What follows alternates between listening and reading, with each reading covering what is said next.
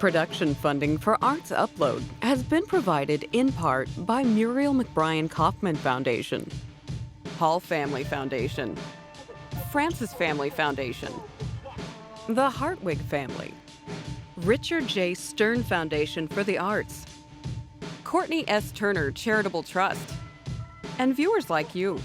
Thank you.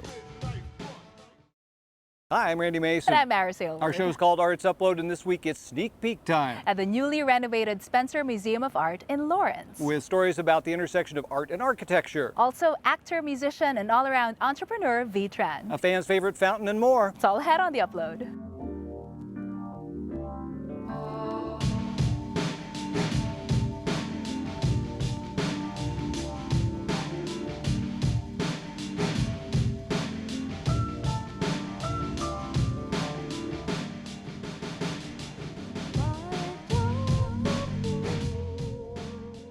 Recently, the hair curler, as our Sky Station sculpture is commonly known, came down off the roof at Bartle Hall to undergo some major repair. Building and doing rehab on public mega sculptures is something only a handful of companies around the world are equipped to do. And one of them just happens to be in downtown Kansas City. A. Zahner has been in business since 1897.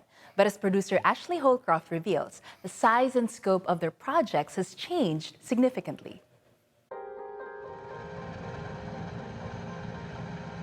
It's early summer of 2016, yet for the team at A. Zahner, it feels reminiscent of '94, when the Bartle Hall curlers first flew aloft to their Empyrean home.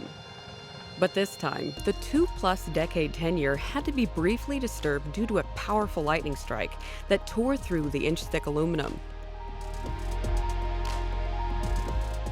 But well before the Sky Station took watch over KC, Zahner had been pushing the limits of metalworks across the globe and solidified its place as an industry leader.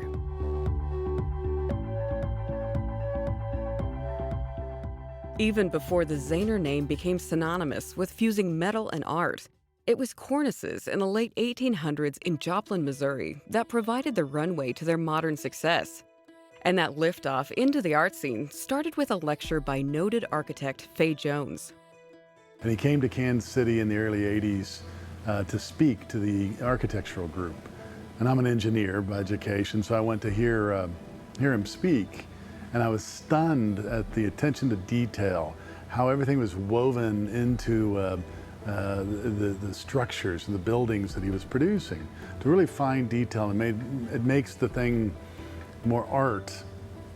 And that was sort of, from there, meeting people like Antoine Predock, Frank Gehry, and others, and seeing how they spoke in the very similar language. And I realized that this is where we should go. We were very good at doing detail, but we were more craft. Maneuvering the company from more basic steel goods to realizing in custom metals the symphony of movement now seen throughout their many projects, all started with a piece commissioned to celebrate the Steel Workers Union Centennial, designed by no less than Frank Gehry. We managed the whole piece. And then right after that, we did the Weissman Art Museum up in Minneapolis. And I think we started seeing that by building in the digital aspect was going to be huge for the future. That robust future included holding the patents on groundbreaking software that allows the user to imagine a structure, facade, or artwork in real time, and even receive an instant estimate. We like to get involved real early on in a project. The more complicated, the more early we want to be involved with it. And so we do what we call design assist. We try and work real closely with the architect or the designer or the artist and figuring out the material, some of the way they go together, the connectivity of the pieces, how they interface with other things. Because in reality, what we're dealing with is the things that people are going to see, the outside surface. That being said, we've also learned that to do complex forms and shapes, that by building up the undersurface allows us to produce this nice, smooth, continuous form. Like with Frank Gehry, or with just recently completed a project, Peterson Automotive Museum, which has these beautiful ribbons of stainless that wrap around the building. And everything was produced here, but if you look at any part of it, you see the attention to the edge, to the detail. That's what we kind of espouse throughout here. So if we can produce it first on the computer, see how it works and shapes, that'll drive the manufacturing process as well. If I can introduce the human part into the work we do, as well as the computer, then we can get some really fine work. It's never perfect, but it has that characteristic that makes it more timeless. I call it the virtuosity that we bring to the table. Achieving such a level of quality doesn't come without a conscious investment into R&D, yielding payoffs like Zira, which began life as a simple 6-axis welding robot. There's a perforated grid of holes on a sheet metal, but there's a tab of sorts. Some people call it a hanging chad that is left on the material. So by turning that tab at different rotations, you start to reflect different light conditions. And it leads to just a fantastic sort of shimmering effect. On the Bloomberg Center, there was maybe 200,000 of those tabs that we were able to set up in a computer program and then offload code directly to a robot arm. This kind of inventive thinking isn't just relegated to complex fabrication. I was the chairman of the Art Institute, and I see these young art students getting out and thinking how you could get them employed into doing things that are of value.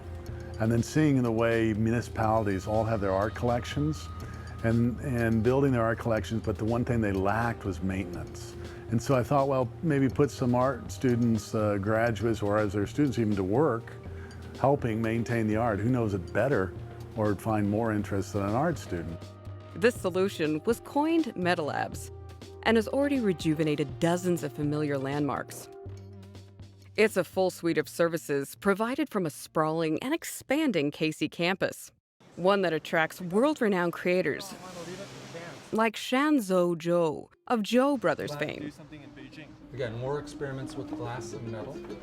These are zinc, there's another copper, some reflectivity analysis on stainless steel. The difference between us and a lot of other firms is the dedication towards finite engineering and figuring it out before it goes out to the field. Yep. In our team, the people that succeed best here are those that want to continue to learn, that are always wanting to discover and go further. The thing that people sometimes don't understand is we will do smaller projects. Anything that's a challenge to us, we'll gladly try and figure out how we can fit it in. The tour came to a close amidst banks of case studies in Bill's office, where project seeds, like those for the Sky Station, are planted. And just days later, that Bartle Hall curler was ready for the final leg of its journey.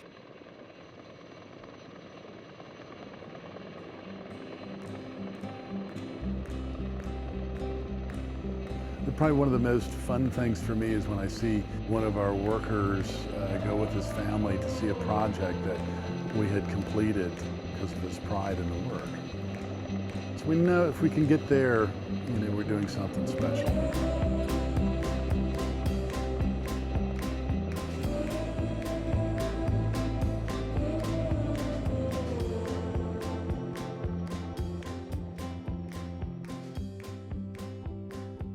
KCPT and KC Studio have joined forces to cover the arts more completely. And this next story is part of that collaboration. In their latest edition, they've got a nice feature on V. Tran and his autobiographical play called The Butcher's Son. It tells the story of his family's journey from Vietnam to Western Kansas and how V has used the opportunity to contribute significantly to our music and theater scene. And as you're about to see, how he's also the man behind the increasingly busy Buffalo Room, tucked around back at the Westport Flea Market. We spent $65.26 on posters and scripts this time. I'm very ambitious and always have been, but I'm also a realist. I mean, when I was studying theater in college, I looked in the mirror. I didn't have any delusions of grandeur. I'm 5'4" and Vietnamese. The odds were against me making it in this profession as a performer. They haven't learned this land will never be there. So I knew I had to be adaptable and malleable and shrewd in order to continue to work. We will wait until the baby is bigger. When he is old enough to travel, we will go together. That tenacity led me down a lot of different paths.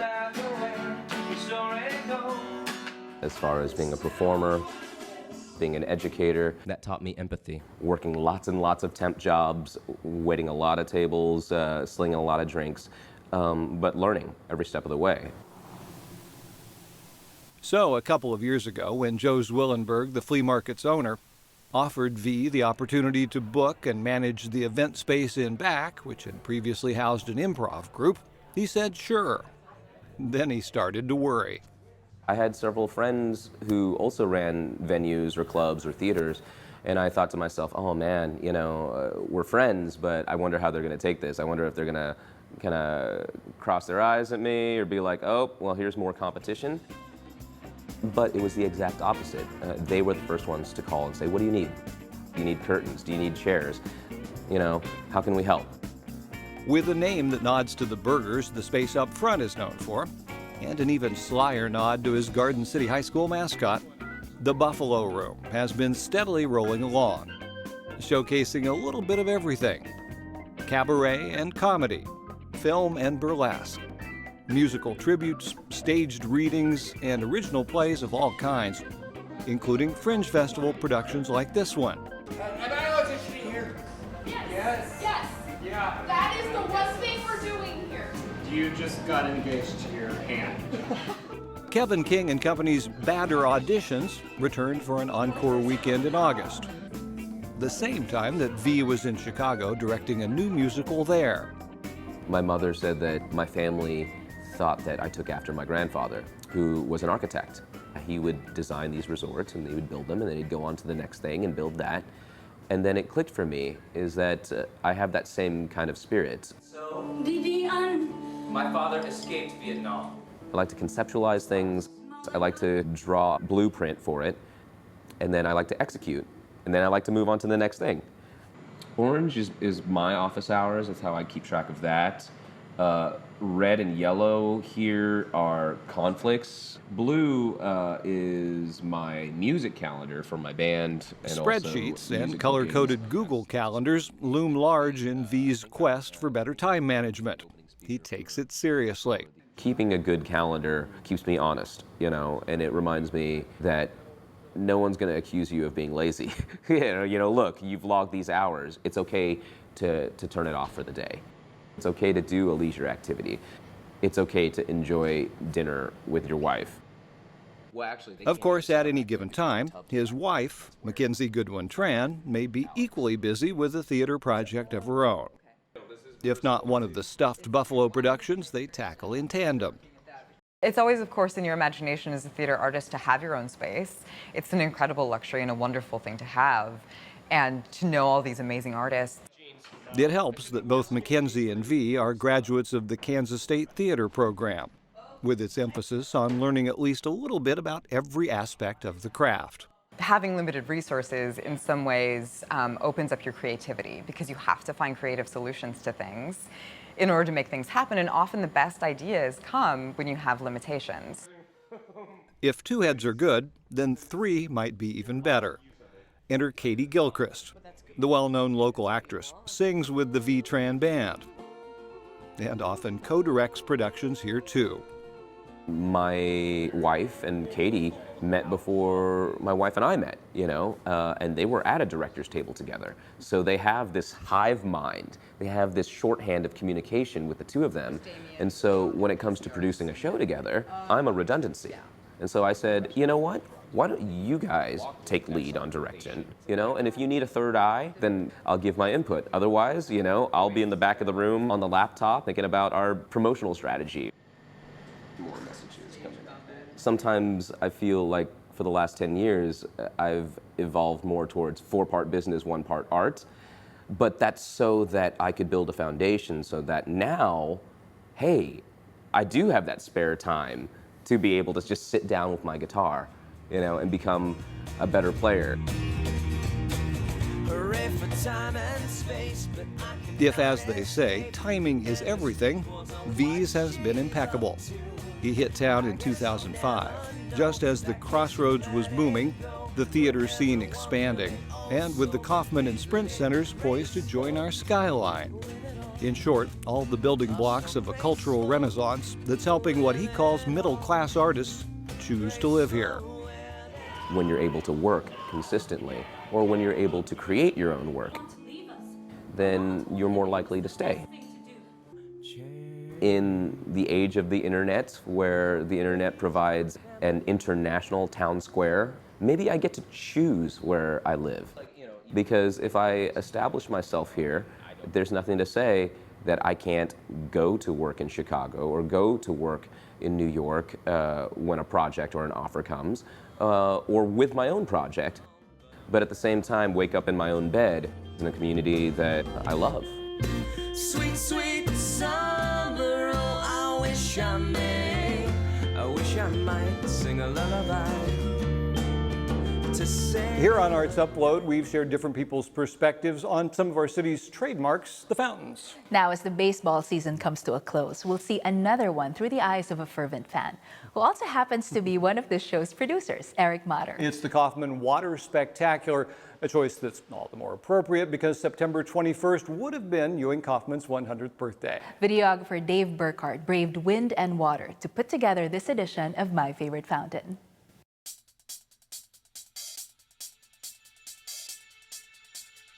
This is my favorite fountain because it just holds so many good memories for me. Come here with friends and family, and some people like to go to the mountains, some people like to go to the beach. Kauffman Stadium is kind of my happy place, and those fountains, the sound of water running is just a soothing sound, and there's nothing better than sitting in the ballpark and watching the game and letting those fountains help cheer us on. Kauffman Stadium is one of the oldest stadiums in the major leagues now, and I think it still looks beautiful. People still call it a beautiful stadium, and I think a large part is because of those fountains. I think the fountain kind of gives the stadium some personality. It kind of reacts to what's going on in the game. It can be a good sport, and at the end of the games, it'll tell the other team good game, but I feel like when the Royals win, that thing has a second gear, and it really kind of dances along with the fans. My brother and I started getting season tickets a while back, and we got tickets to the wild card game. I just remember after that game was over, a roller coaster ride of a game, a legendary game. We went out and walked around the concourse and high-fiving everyone that we could see, and we stopped off right by the George Brett Fountain and looked out over the field, and the fountains are blasting, and everyone in the stadium is still celebrating and hugging and high-fiving, and it was a fun moment. I couldn't help think that if Mr. K could bottle that kind of emotion in a pill, he'd have another bestseller. During the stadium construction, there was some worries about budget overages, and the fountains were on the list of something that could be cut. But Mrs. K was firm and saying that the stadium needed to have those fountains, and Mr. K backed her up, and that's why the fountains are here now. This is the largest privately funded fountain in the world, so we've always got a world champ right here in our home stadium. We've never ventured all the way to Lawrence before, but the chance to look around the newly renovated Spencer Museum of Art on the KU campus was too good to pass up. It's been closed for roughly a year and a half, but what they like to call the state's only comprehensive art museum will reopen on October 15th.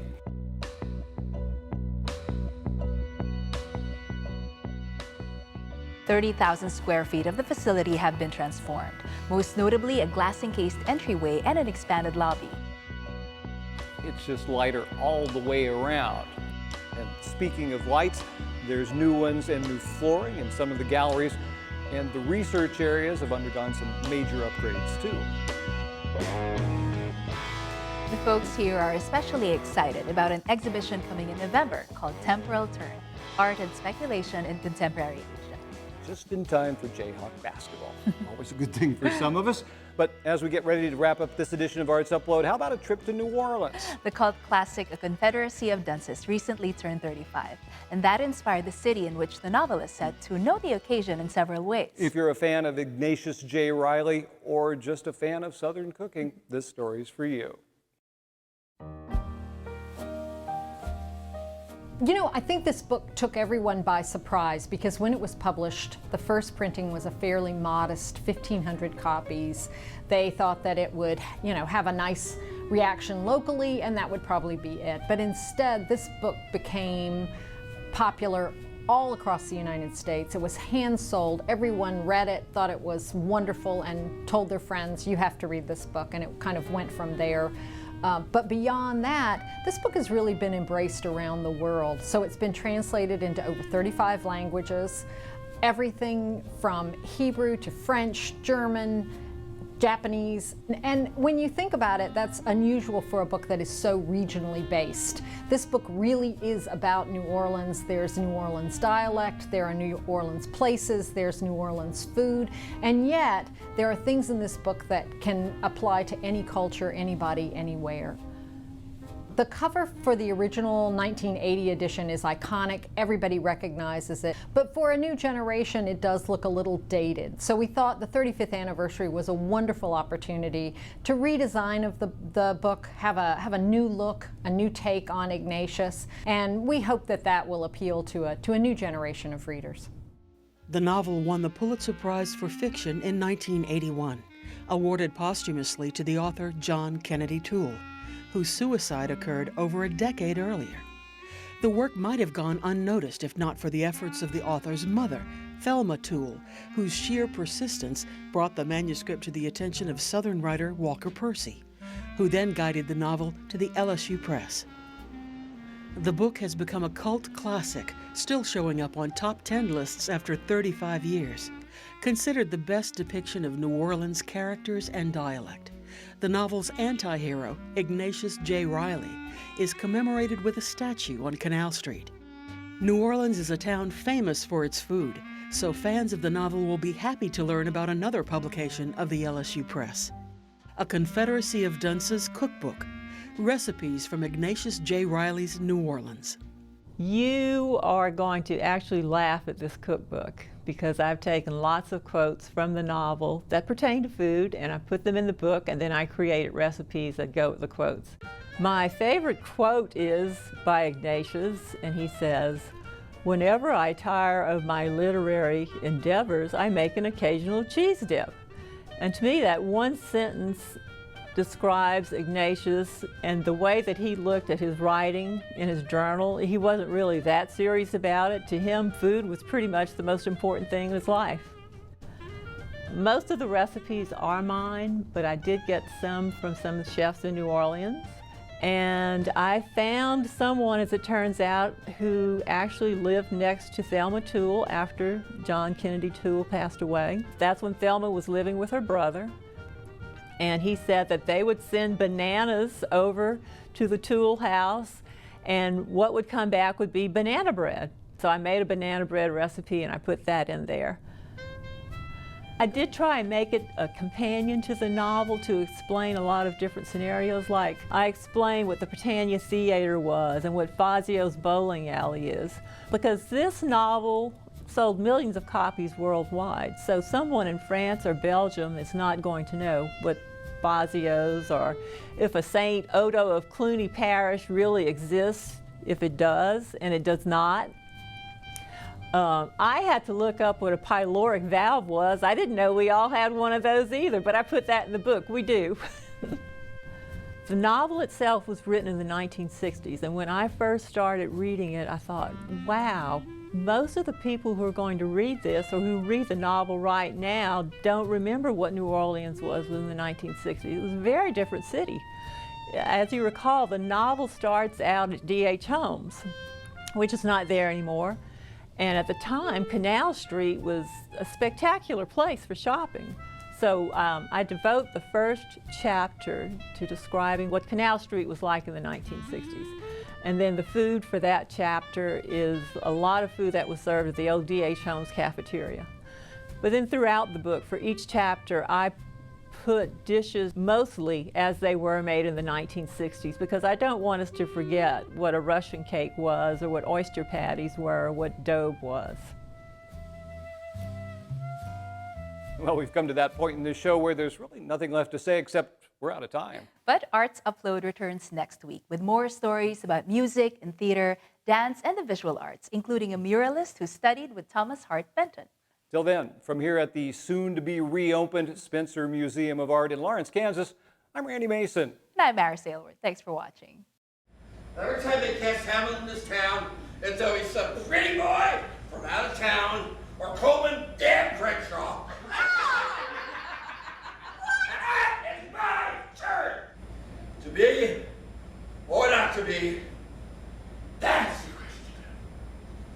Whether it is nobler in the mind to suffer the stings and arrows of outrageous fortune against a sea of troubles, and by opposing end them with you, we happy few, we band of brothers, for he that sheds his blood with me this day shall be my brother, be he ne'er so vile, this day with gentlest condition. And gentlemen, thou and men will sleep to sleep, perhaps to dream.